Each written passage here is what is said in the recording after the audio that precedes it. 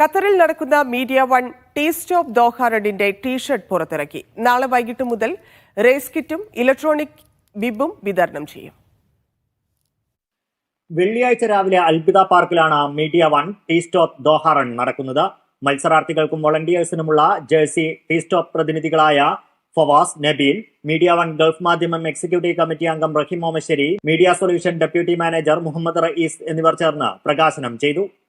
വളരെ സന്തോഷം. ടീസ്റ്റ് ഓഫ് ഇതിൻ്റെ ഒരു ഭാഗമായി മാറിയതിൽ വളരെ സന്തോഷമുണ്ട്. All the best.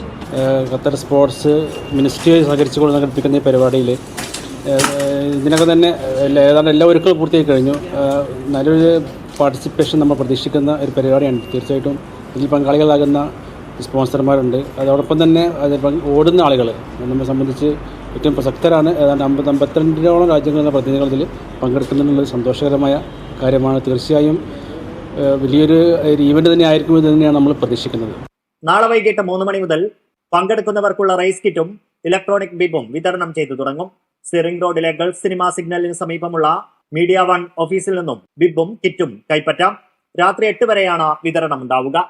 വ്യാഴാഴ്ച വൈകിട്ട് 3 മുതൽ രാത്രി 8 വരെയും ബിബും റേസ് കിറ്റും കൈപ്പറ്റാൻ അവസരമുണ്ട്. Media one Doha.